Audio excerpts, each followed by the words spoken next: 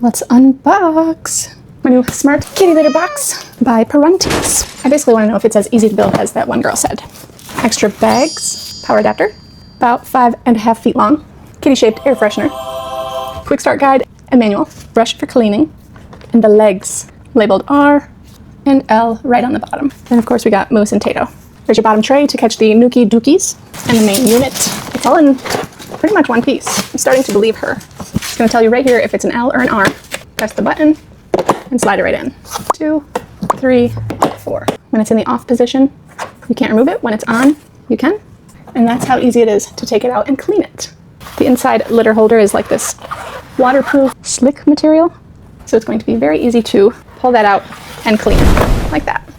And then you can basically take this whole thing out and spray it. Just slides right in and tucks. And it's definitely a very tight seal. How cool. It's just so open. They don't have to cramp in there. They're gonna love it. Just pop it back in there with this lined up flat. Slide your bearings on and lock in the off position. Plug it in, cover it with a bag, which are custom with the lines in the front, and then slide it under. Place it on a flat surface. Download the TUYA app, hold the Wi-Fi button, and add the device. Add your litter.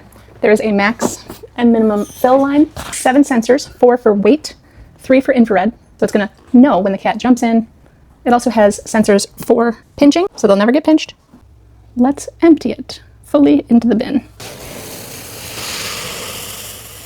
There we go. Let's simulate a nice pee. That's a big one. Wow, and there it went.